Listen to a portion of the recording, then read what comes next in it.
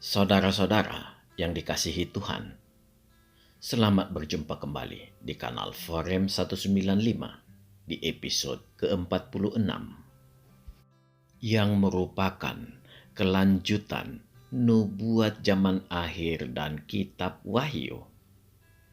Di episode ke-46 ini, kita akan melihat kesaksian Alkitab tentang kedatangan Kristus kali kedua dan seberapa banyak sebenarnya peristiwa kebangkitan di Alkitab, serta memahami pengertian kebangkitan pertama.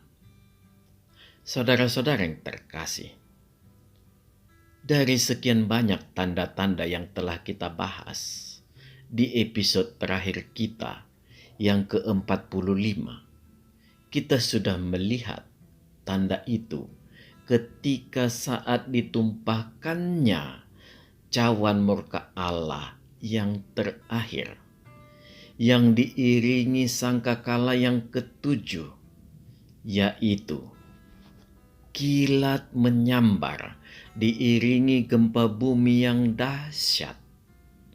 Selanjutnya, Yesus Kristus sebagai pemimpin pasukan yang disebut sebagai penunggang kuda berwarna putih, membunuh antikristus dan nabi palsu secara bersamaan, lalu memberi hukuman kepada Babel.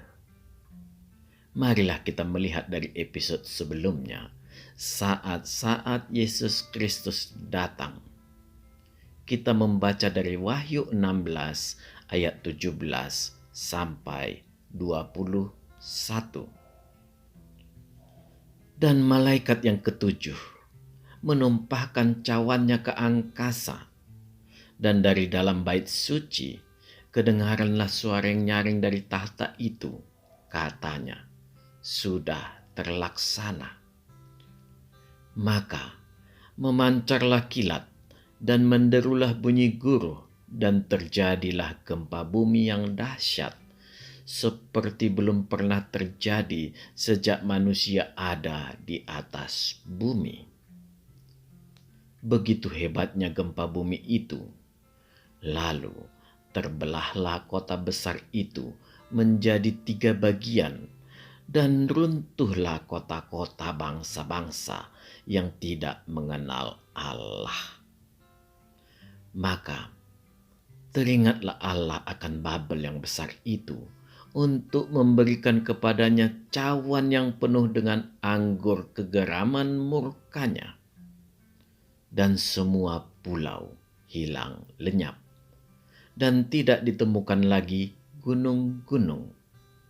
Dan hujan es besar sebesar 100 pon jatuh dari langit menimpa manusia, dan manusia menghujat Allah karena malapetaka hujan es itu. Sebab malapetaka itu sangat dahsyat. Demikianlah firman Tuhan. Saudara-saudara yang terkasih, sambaran kilat dan gempa bumi yang dahsyat yang membelah Bukit Zaitun menjadi 2. Saudara dapat membaca melalui kitab Zakaria 14 yang memperlihatkan peranan gempa bumi yang dahsyat itu membuat Bukit Zaitun terbelah dan menjadi 2 lembah yang sangat besar yang membentang dari timur ke barat. Gempa di tempat lain yang meluluh lantakkan bumi. Justru hal yang sebaliknya terjadi di sini. Di Bukit Zaitun ada proses pembentukan topografi sebagai landscape yang merubah tanah suci menjadi tempat kerajaan 1000 tahun. Kejadian Bukit Zaitun inilah tanda yang memperlihatkan kedatangan Tuhan Yesus Kristus, Orang Kudusnya, serta bala tentaranya datang dari sorga. Peristiwa terbelahnya Bukit Zaitun ini terjadi ketika cawan murka Allah yang terakhir atau yang ketujuh ditumpahkan. Inilah saat-saat kedatangan Yesus Kristus bersama bala tentara sorga berupa fenomena awan-awan yang dilingkupi oleh seluruh umat Tuhan yang berjubah putih atau tubuh kemuliaan yang kekal. Saudara-saudara yang terkasih, saya berharap saudara semua tidak membawa konteks kerajaan 1000 tahun terjadi di sorga. Itu sangat keliru. Yang terjadi justru adalah yang sebaliknya. Tuhan Yesus Kristus yang turun dari sorga dengan semua orang kudusnya dan bala tentara sorga. Karena peperangan belum usai, masih di titik puncak menuju penghukuman terakhir. Kerajaan 1000 tahun itu terjadi di bumi secara fisik dan merupakan awal penggenapan janji Tuhan kepada Raja Daud. Disinilah kita dapat melihat ajaran Rasul Paulus dengan jelas mengenai cangkok mencangkokkan. Di Bukit Zaitun inilah orang Kristen dicangkokkan pada bangsa Israel dan sudah memperoleh keselamatan. Dan nanti, saya ulangi, nanti di zaman pemerintahan 1000 tahun terjadilah pencangkokan bangsa Israel kepada umat Kristen atau Israel rohani ini. Dan pada saat inilah seluruh janji Allah kepada bangsa Israel tergenapi. Oleh karena itu, saya sangat berharap saudara jangan menarik segala sesuatu selalu dalam konteks rohania. Allah kita bekerja karena mengenal ciptaannya adalah makhluk real, makhluk nyata. Dari mata pendengaran muncullah iman dan berserah diri kepada Allah. Inilah yang dilakukan Tuhan Yesus Kristus. Mengapa Dia datang ke dunia ini pada kali kedua? Tidak lain adalah penggenapan janji Allah. Dan selanjutnya Dia memimpin peperangan yang diperlihatkan di Wahyu 19 ayat 19 sampai 21. Marilah kita membacanya. Dan aku melihat binatang itu dan raja-raja di bumi serta tentara-tentara mereka telah berkumpul untuk melakukan peperangan melawan penunggang kuda itu dan tentaranya. Maka tertangkaplah binatang itu dan bersama-sama dengan dia nabi palsu yang telah mengadakan tanda-tanda di depan matanya. Dan dengan demikian, ia menyesatkan mereka yang telah menerima tanda dari binatang itu dan yang telah menyembah patungnya. Keduanya dilemparkan hidup-hidup ke dalam lautan api yang menyala-nyala oleh belerang. Dan semua orang lain dibunuh dengan pedang yang keluar dari mulut penunggang kuda itu. Dan semua burung kenyang oleh daging mereka. Demikianlah firman Tuhan.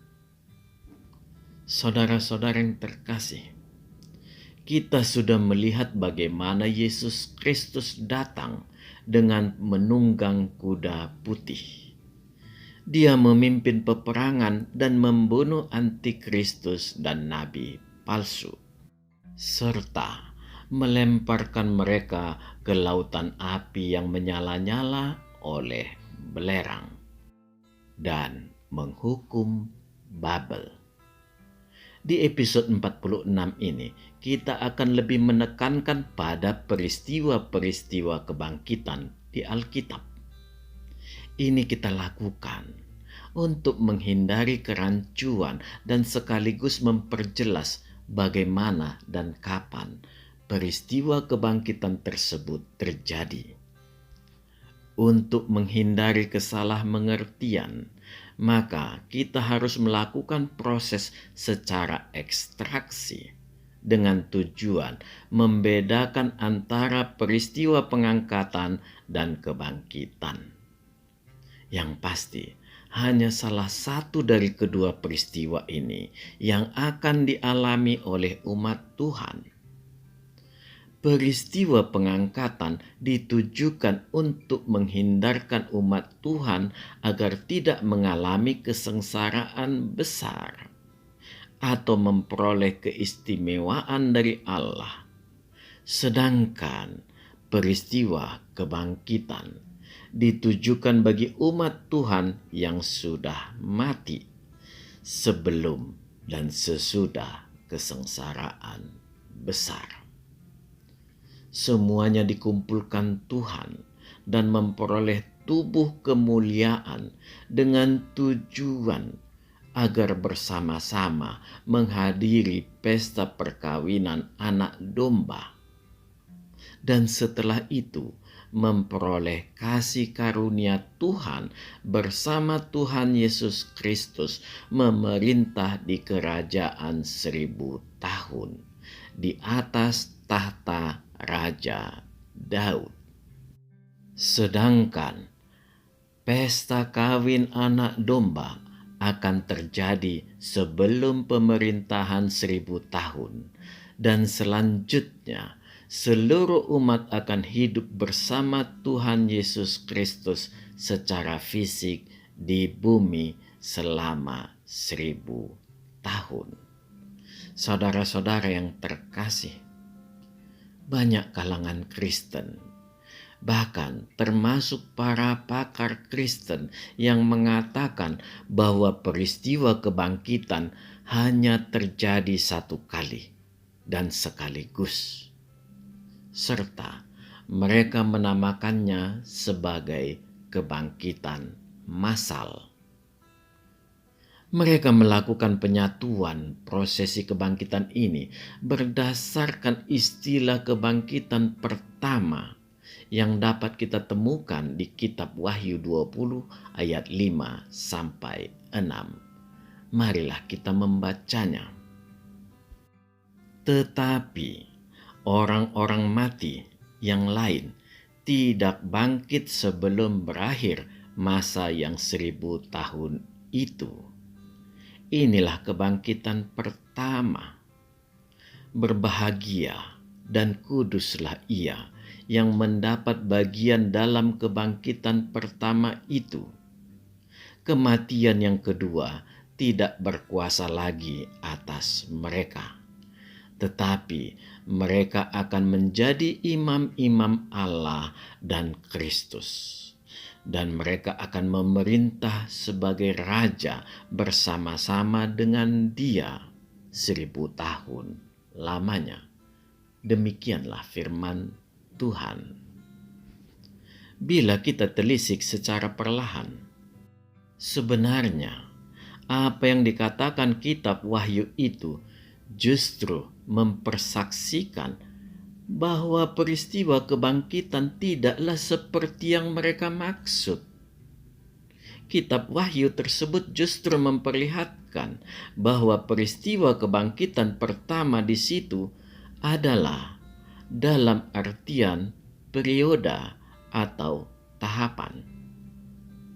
Seluruh peristiwa di tahap pertama ini berlangsung di masa sebelum dan menjelang dimulainya pemerintahan Yesus Kristus secara fisik di bumi. Kebangkitan di masa ini dimaksudkan agar dapat bersama-sama menghadiri pesta kawin anak domba serta bersama Tuhan memerintah selama 1000 tahun yang penuh dengan kedamaian. Sedangkan kebangkitan tahap kedua tidak berlaku bagi yang sudah mengalami kebangkitan tahap pertama. Karena semua yang telah dibangkitkan Tuhan tidak akan mengalami kematian lagi, sebab telah diberi tubuh yang kekal. Jadi, ayat 5 justru menggambarkan bahwa itu adalah kebangkitan periode kedua dan hanya terjadi bagi orang-orang fasik dan para pengikut iblis untuk bersama-sama menghadapi tahta putih besar, yaitu tahta penghakiman Tuhan Yesus Kristus. Peristiwa ini terjadi setelah masa pemerintahan 1000 tahun berakhir. Jadi, kesimpulan awal di sini adalah kebangkitan di kitab Wahyu di atas merupakan gambaran sebuah periode. Yang pertama, untuk yang dibangkitkan oleh Allah untuk hidup kekal bersamanya dan terjadi sebelum kerajaan 1000 tahun. Sedangkan yang kedua, untuk orang yang memilih hidup bersama iblis yang nanti akan dibangkitkan setelah pemerintahan 1000 tahun dengan maksud untuk menghadiri tahta penghakiman putih besar, sekaligus menjatuhkan hukuman bagi mereka agar dihukum selama-lamanya. Saudara-saudara yang terkasih, marilah kita melihat kebangkitan-kebangkitan di tahap pertama. Kebangkitan ke-1 adalah kebangkitan Yesus Kristus. Inilah tonggak utama yang memperlihatkan kekeliruan pandangan seperti di atas. Karena Alkitab bersaksi bahwa Yesus Kristuslah yang pertama-tama bangkit dari kematian. Adakah orang yang sudah dibangkitkan dari antara orang mati sebelum Kristus? Ada, dan sangat banyak. Tetapi pengertian kebangkitan Kristuslah yang benar-benar dikatakan kebangkitan dari kematian. Karena standar Alkitab mengenai kebangkitan dari kematian adalah memperoleh tubuh kemuliaan yang kekal. Kebangkitan pertama ini bisa kita lihat di Matius 28 ayat 1 sampai 7, Markus 16 ayat 1 sampai 11, Lukas 24 ayat 1 sampai 12, dan Yohanes 20 ayat 1 sampai 18. Dari sinilah kita membangun kerangka berpikir mengenai umat Tuhan atau orang-orang kudus yang mati sebelum peristiwa kebangkitan Yesus Kristus. Orang-orang benar yang mati sebelum Kristus bangkit. Semuanya akan berada bersama-sama Bapa Abraham atau tempat peristirahatan sementara kita, dan kelak akan bersama-sama menanti saat-saat kebangkitan bagi mereka dan juga bagi kita semua umat yang percaya, di mana pada peristiwa tersebut Tuhan akan membangkitkan dengan menyatukan jiwa dengan tubuh kekal. Kebangkitan kedua adalah kebangkitan bagi martir Tuhan. Dicatat di Matius 27 ayat 50 sampai 53. Kita berfokus di ayat 53. Peristiwa yang diperlihatkan di sana adalah ketika Yesus Kristus menghembuskan nafas terakhir di kayu salib, tabir pemisah antara ruang kudus dan maha kudus bait Allah terbelah menjadi dua dari atas ke bawah. Lalu disusul dengan gempa bumi. Bersamaan dengan peristiwa itu, kubur-kubur orang kudus terbuka, artinya materainya terbuka. Setelah Yesus Kristus bangkit, maka barulah para orang kudus ini dibangkitkan dan berjalan-jalan menampakkan diri di Yerusalem. Batasan orang kudus perjanjian lama dan perjanjian baru harus kita bedakan berdasarkan karya murid Tuhan, yaitu gereja. Sehingga pembatas antara keduanya adalah peristiwa Pentakosta. Sedangkan bagi martir Tuhan yang dibangkitkan pada periode ini adalah bagi orang-orang kudus yang mati dalam membela Yesus Kristus. Sedangkan orang kudus perjanjian lama akan dibangkitkan pada kebangkitan yang keenam. Kebangkitan ketiga adalah kebangkitan di periode pengangkatan gereja. Peristiwa ini sudah kita bahas di episode ke-20, yaitu peristiwa yang terjadi ketika pengangkatan gereja. Peristiwa ini tercatat di 1 Tesalonika 4 ayat 13 sampai 18. 1 Korintus 15 ayat 50 sampai 53. Sebagaimana yang telah kita bahas, mereka yang mati dalam Kristus akan lebih dahulu dibangkitkan. Selanjutnya, baru terjadi pada kita yang masih hidup. Peristiwa pengangkatan gereja ini memiliki rentang kebangkitan dari mulai baptisan ke dalam tubuh Yesus Kristus di zaman Pentakosta pertama yang dialami para murid langsung Tuhan sampai ke pengangkatan gereja. Dari peristiwa ini, kita bisa memetik sekilas renungan bahwa inilah yang membuat Yudas Iskariot, saya memohon maaf mengatakan ini, bukan bermaksud menghakimi. Saya ulangi, Yudas Iskariot tidak bisa kita kategorikan masuk ke dalam kerajaan sorga. Kebangkitan keempat adalah kebangkitan yang terjadi secara khusus pada dua orang saksi Tuhan. Ini bisa kita lihat di Wahyu 11. Marilah kita membaca dari Wahyu 11 ayat 11 sampai 12. 3,5 hari kemudian masuklah roh kehidupan dari Allah ke dalam mereka, sehingga mereka bangkit dan semua orang yang melihat mereka menjadi sangat takut. Dan orang-orang itu mendengar suatu suara yang nyaring dari sorga berkata kepada mereka, naiklah kemari. Lalu naiklah mereka ke langit, diselubungi awan, disaksikan oleh musuh-musuh mereka. Demikianlah firman Tuhan.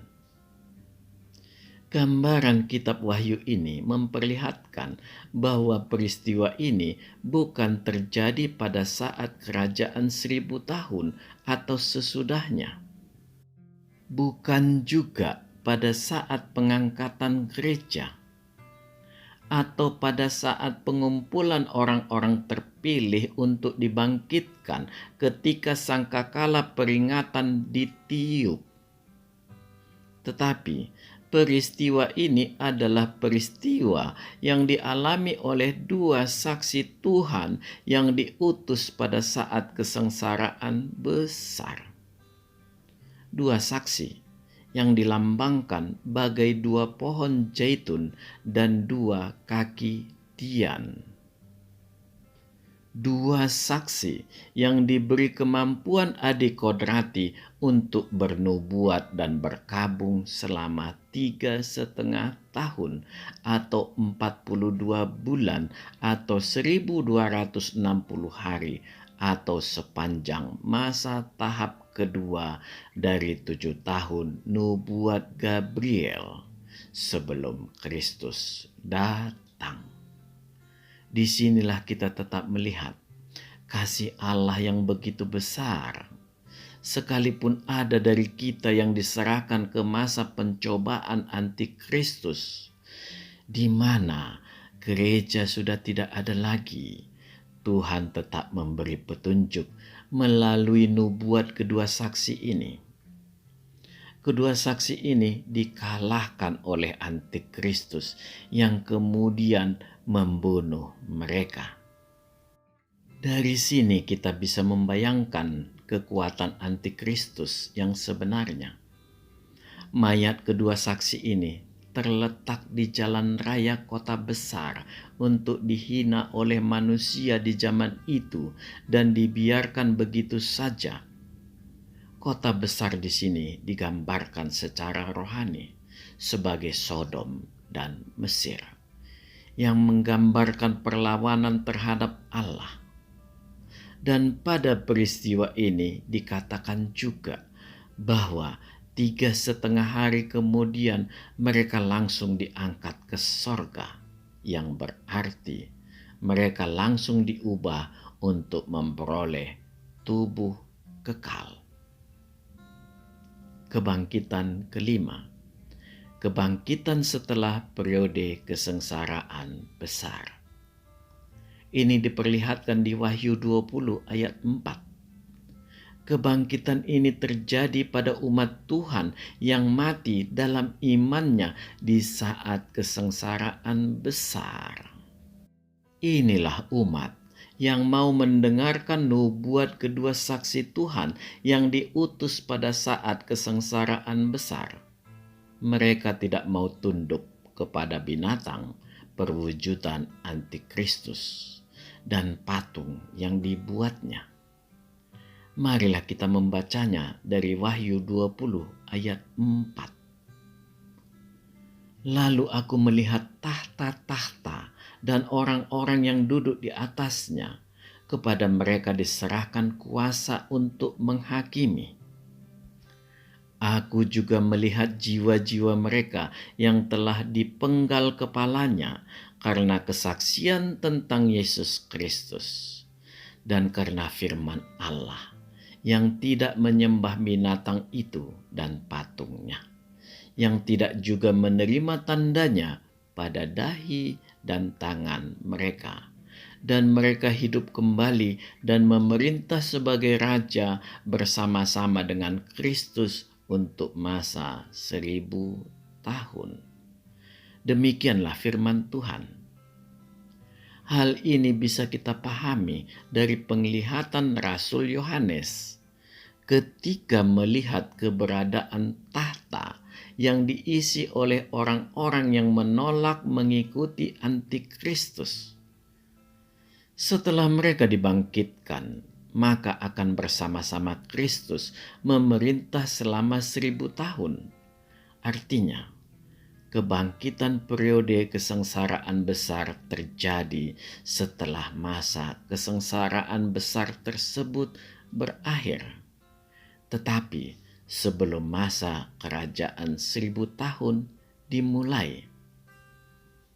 Kita cukup sulit menentukan waktu bagi kelompok ini.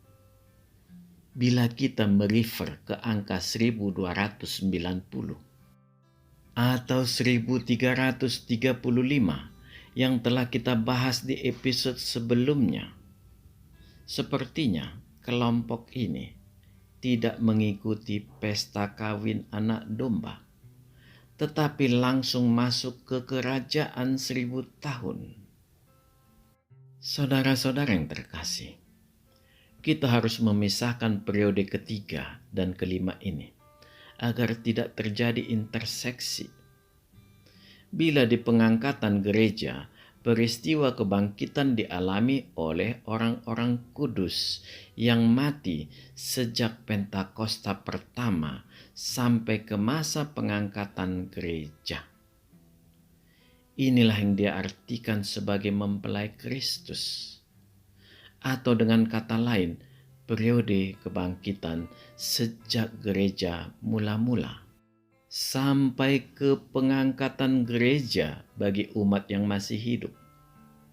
Sedangkan untuk periode kelima atau kebangkitan periode kesengsaraan besar ini, tidak bisa kita masukkan lagi ke masa keberadaan gereja. Sebab setelah pengangkatan gereja itu hanya berarti bahwa gereja sudah tidak ada lagi di bumi. Dan inilah penghalang kehadiran antikristus yang dimaksud Alkitab itu, yaitu Roh Kudus. Yang mana setelah pengangkatan gereja juga sudah tidak aktif lagi di bumi. Artinya tidak ada kedamaian lagi di bumi. Dan inilah tanda bahwa antikristus dan Babelnya sudah mulai muncul. Jadi, rentang waktu untuk periode kelima ini adalah dari dimulai setelah pengangkatan gereja selesai sampai kedatangan Tuhan kali kedua. Kebangkitan keenam adalah kebangkitan orang kudus perjanjian lama. Marilah kita membaca dari Daniel 12 ayat 1-2. Pada waktu itu juga akan muncul Mikael, pemimpin besar itu, yang akan mendampingi anak-anak bangsamu. Dan akan ada suatu waktu kesesakan yang besar, seperti yang belum pernah terjadi sejak ada bangsa-bangsa sampai pada waktu itu. Tetapi pada waktu itu bangsamu akan terluput, yakni barang siapa yang didapati namanya tertulis dalam kitab itu. Dan banyak dari antara orang-orang yang telah tidur di dalam debu tanah akan bangun, sebagian untuk mendapat hidup yang kekal, sebagian untuk mengalami kehinaan dan kengerian yang kekal. Marilah kita lanjutkan ke Yesaya 26 ayat 19. Ya Tuhan, orang-orang-Mu yang mati akan hidup pula, mayat-mayat mereka akan bangkit pula. Hai orang-orang yang sudah dikubur di dalam tanah, bangkitlah dan bersorak-sorai, sebab embun Tuhan ialah embun terang, dan bumi akan melahirkan arwah kembali.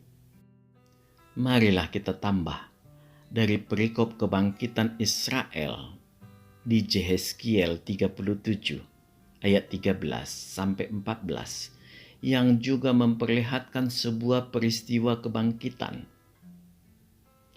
Dan kamu akan mengetahui bahwa akulah Tuhan pada saat aku membuka kubur-kuburmu dan membangkitkan kamu, hai umatku, dari dalamnya. Aku akan memberikan rohku ke dalammu, sehingga kamu hidup kembali, dan aku akan membiarkan kamu tinggal di tanahmu. Dan kamu akan mengetahui bahwa aku, Tuhan, yang mengatakannya dan membuatnya. Demikianlah firman Tuhan. Saudara-saudara yang terkasih,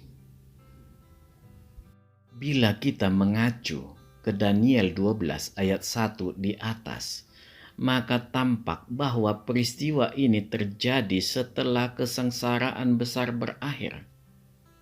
Marilah kita membaca ulang. pada waktu itu juga akan muncul Mikael, pemimpin besar itu, yang akan mendampingi anak-anak bangsamu. Dan akan ada suatu waktu kesesakan yang besar, seperti yang belum pernah terjadi sejak ada bangsa-bangsa sampai pada waktu itu. Tetapi pada waktu itu bangsamu akan terluput, yakni barang siapa yang didapati namanya tertulis dalam kitab itu.